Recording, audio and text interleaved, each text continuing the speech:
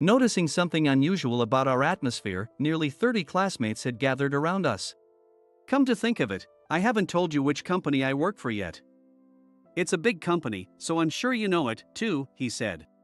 My classmate Tom made a grand introduction, telling Emily, who was with me, the name of the company he works for. With about 30 classmates listening, he might have felt more confident. After talking loudly about himself, he suddenly turned to me and called me out. "John, were you surprised to hear my company's name? If you're jealous, you should start job hunting and work for a better company." His rant attracted even more people. Watching this scene, I felt a sense of nostalgia. I remembered how, back in middle school, everyone would gather to protect Emily from Tom whenever he teased her. Then they tried to calm him down. My name is John, a single man in my 40s. I've never been good at studying, but I always preferred creating things on my own rather than following orders.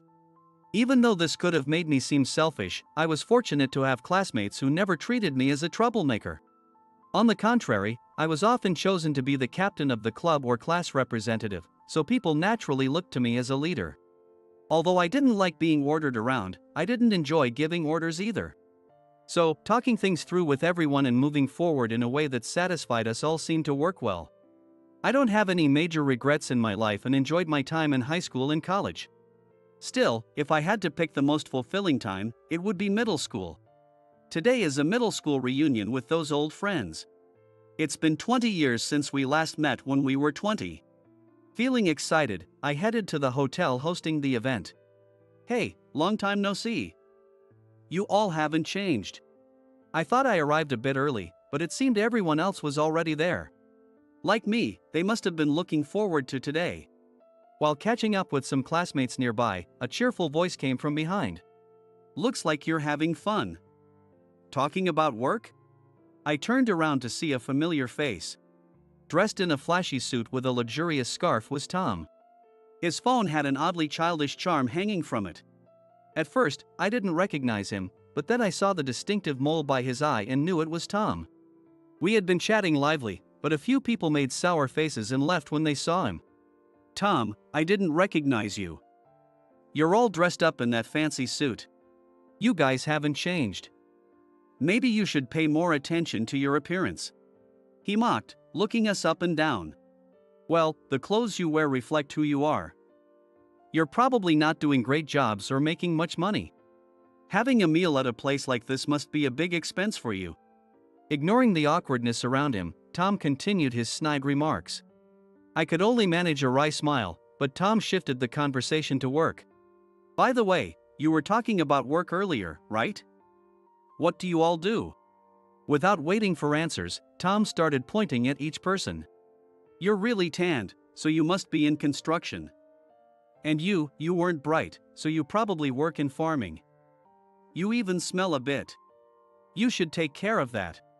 Annoyed by his disrespectful comments, I retorted, "Hey, that's pretty rude. There's no such thing as a lowly job. Everyone's work is what keeps society going. You should watch your words." I couldn't hide my irritation and ended up speaking harshly. Feeling bad for dampening the reunion mood, I noticed Tom didn't seem to care at all. "Why so serious?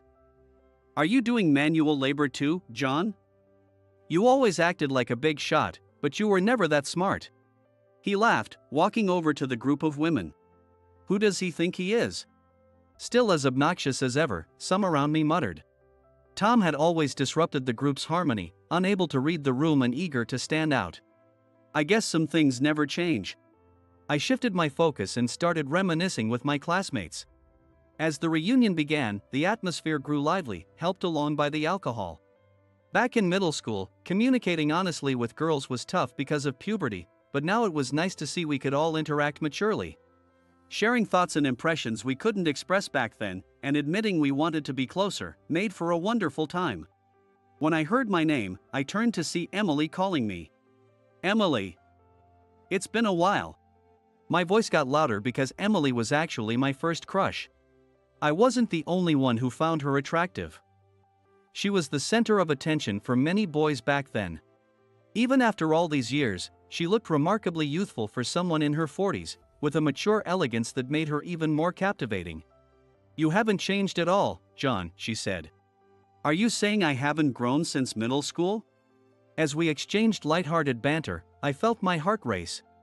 My eyes were drawn to her hands, and I noticed she wasn't wearing a ring. So, is she still single? Not that I wanted to start dating her now, but knowing she was married would have stung. Even though it shouldn't matter to me now, I felt a strange relief seeing no ring, only to immediately dismiss my thoughts. Many married people don't wear rings. Given how attractive she is, she must have a wonderful husband and a lovely family. I wanted to ask about her husband but felt it was too intrusive. However, Emily asked directly, "Aren't you married?" I mistakenly thought she was interested in my marital status. Like her, I wasn't wearing a wedding ring. I quickly realized my silly assumption. Her question seemed purely polite, with no deeper meaning. Feeling a bit despondent, I replied, "No, I'm not. You might remember, I never had a girlfriend in middle school. Everyone had bad taste." I tried to sound humorous, smiling at her. Despite what I said, I wasn't unpopular with girls. Though I never had a girlfriend, a few girls did ask to go out. I never dated anyone because I genuinely loved Emily. Even seeing my friends with their girlfriends, I couldn't bring myself to date someone I didn't love. Maybe you were popular back then, but it was like how fast runners are popular in elementary school, she joked. Though said in jest, being compared to an elementary school crush was a bit disheartening. Sure, young love often revolved around looks, athletic ability, and social status. Yet, hearing this from still charming Emily made me feel somewhat rejected. Perhaps my feelings showed on my face. Emily quickly backtracked. "You didn't take that seriously, did you?" "Just joking." "Same as before, you were so earnest." Whether she meant it or not, her reassurance eased my mind. As we continued chatting over our meal, Tom interrupted again. "Emily. There you are. Hanging out with John must be boring. Come chat with me." Tom, the annoying guy, had arrived. He motioned for me to leave. Though I enjoyed talking with Emily, I figured she'd rather socialize with others, even if it was someone like Tom. Glancing at Emily, I saw her looking troubled. "John, go away. Aren't you starving? Go fill up while you can." Tom sneered, pushing me aside to sit next to Emily. She looked mildly annoyed but listened to him anyway. "I recently got promoted to management. Top guys always rise fast. It's just a different level of competence from everyone here," he boasted to Emily, who responded with polite nods. I watch and wait for the right moment to step in and help with the childish communication. Noticing the unusual atmosphere between the two, nearly 30 classmates had gathered around. "By the way, I haven't told you what company I work for yet, have I?" "It's a major company, so I'm sure you know it, Emily." Tom made a big deal of announcing the name of his company. Hearing the name, Emily looked at me in surprise. Tom must have known I was nearby. With about 30 classmates listening, Tom seemed to grow more confident. Raising his voice, Tom started talking about himself. He bragged about his high salary, the prestigious company he worked for, and how insignificant the rest of us were. Completely ignoring the worsening atmosphere. Then he turned to me and called me out directly. "John, were you surprised to hear the name of my company? If you're jealous, why don't you start job hunting and get a better job?" Tom's ranting drew even more people. Watching this scene made me feel nostalgic. I remembered how in middle school, everyone would gather to protect Emily whenever Tom tried to bother her. And they started to speak up against Tom.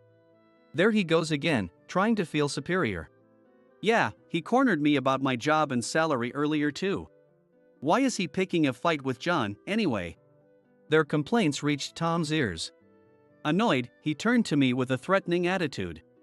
People's worth is determined by the company they work for and how much they get paid. You can't stay on top forever just because you were cool in middle school. Hearing Tom's absurd statements made me feel embarrassed for him. He needed to be put in his place. "So, which branch do you work at?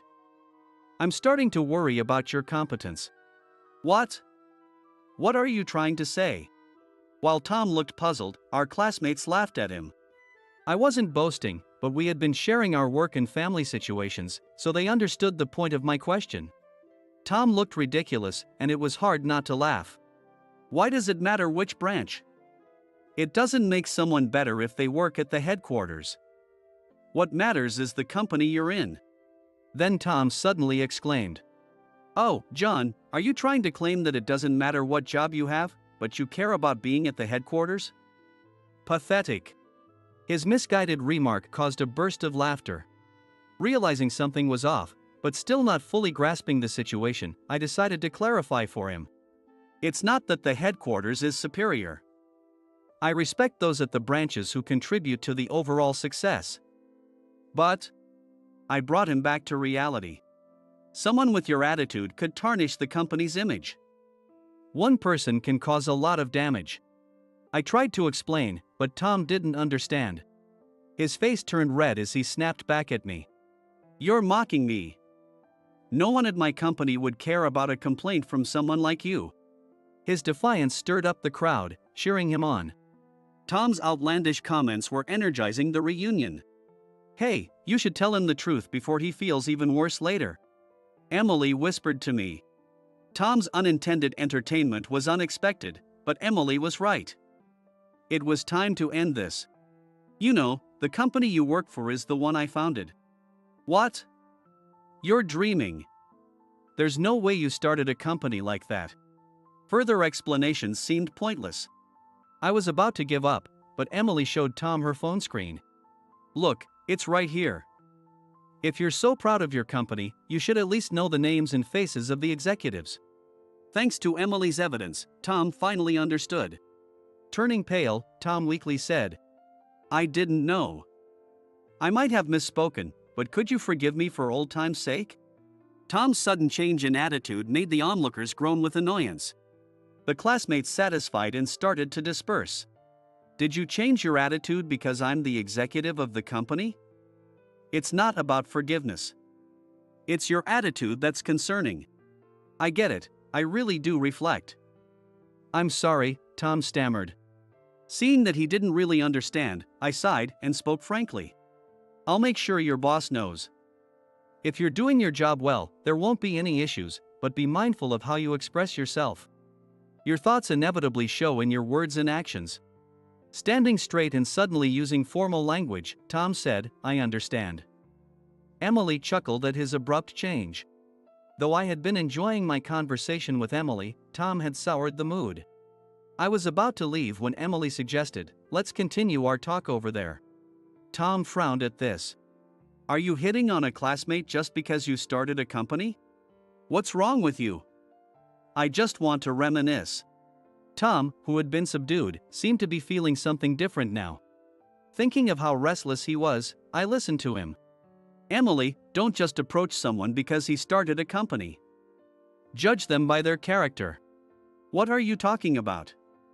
"I've been looking forward to seeing everyone, including John, long before I knew about his company. It's you who's been fixated on jobs and salaries since we got here." Tom could only groan in response to her valid argument. Suddenly, he held up his phone. "I've kept this the whole time. It's the strap Emily gave me. Remember?" For someone flaunting luxury brands, it seemed oddly childish for Tom to wear.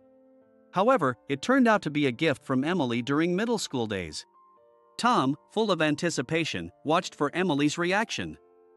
Emily exclaimed, "Oh," and revealed a shocking truth. "I remember. I bought that on a trip in middle school. Yeah, I was so happy. Even though you never asked to go out, if your feelings haven't changed since then." Emily cut him off to explain. Immediately, Tom's face darkened. That souvenir was actually meant to be a gift for me. Emily had intended to secretly give it to me, but mistakenly put it in Tom's desk instead. She had attached a note to the keychain, simply stating it was bought on a trip, without addressing it to anyone. Tom saw it and assumed Emily had bought it for him. She wanted to correct the mistake, but seeing Tom proudly and mistakenly thinking it was for him made her too embarrassed to say anything. Hearing Emily's explanation, Tom looked completely dejected, staring at the keychain. I felt sorry for him, but then Tom said something unbelievable. "But you don't hate me, right? If you are okay with it, I'd be willing to date you." Judging by his comment, it seemed Tom was single like me. But Emily likely already had a partner. Emily vigorously shook her head at his suggestion. No way. I could never be happy with someone who looks down on others based on their job or lacks empathy. Her blunt response made me laugh, but Tom wasn't ready to give up. Come on. I make good money, and you wouldn't struggle with me. Besides, it's worth a shot, right? We can figure out the details later. I almost admired Tom's self-confidence. Emily decisively crushed his ego. Absolutely not. I don't need to try to know you're a shallow man. Besides, I've heard everything you own is on credit, right? So what if it is? I earned the money, and it shows I have creditworthiness. Emily gave a wry smile at his shallow reasoning. I can't be with someone who lives on credit and struggles to make payments. Our views on money are too different. Find someone who shares your values or stay single. Tom finally slumped in defeat. Feeling sorry for him, I tried to be kind. Tom, why not find someone looking for a partner instead of someone like Emily, who already has a happy family? You'll find someone good. I was trying to help him. But Tom, with tears in his eyes, retorted. What are you talking about? Emily is single. That's not encouraging at all. Just go away. Surprised, I looked at Emily, who appeared unfazed. Her lack of denial meant she was single like me. I focused too much on work and missed the chance to get married. I thought I'd be married with kids by now, but things don't always go as planned. Same here. I never imagined I'd be working and coming home to an empty house. We both laughed at our self-deprecating remarks. Emily and I continued our enjoyable conversation, and before I knew it, Tom had disappeared. Later, I contacted the branch where Tom worked to check on his job performance. As expected, he was obsequious to his superiors but condescending to juniors, worsening the work environment. After his promotion, this behavior had become more pronounced, causing issues for the staff. I quickly reached out to HR to investigate the workplace environment and performance. Depending on the results, his branch might need a personnel review. Not knowing what would happen, I hoped for a positive outcome as I waited for the results. Eventually, his internal evaluation revealed severe issues, including compliance violations. The problems extended beyond the company, with numerous customer complaints about his conduct. He was promptly demoted, had his salary cut, and was removed from any customer-facing roles. A few months later, a follow-up revealed he had resigned and presumably moved on to a new job. I hoped he had taken the time to reflect and approach his work with a fresh mindset. But no one from our class had heard from him. The reunion sparked a regular meeting between Emily and me, and we got excited about going on a trip during the next holiday. As we parted ways after a meal, Emily expressed her thoughts. Remember the souvenir that mistakenly ended up with Tom in middle school? I want to visit that place again. When I asked why, she said she felt sorry for her middle school self and thought choosing and buying a souvenir together now would make her younger self feel better. I was genuinely happy to hear that. That sounds great. If my middle school self knew he'd get to experience this in the future, he'd be overjoyed. As I laughed, Emily asked with a serious face, "Isn't the present you happy too?" Feeling my heart rate increase, I replied sincerely, "Of course, I'm happy." Hearing this, Emily smiled and went home. Watching her leave, I placed my hand over my rapidly beating heart.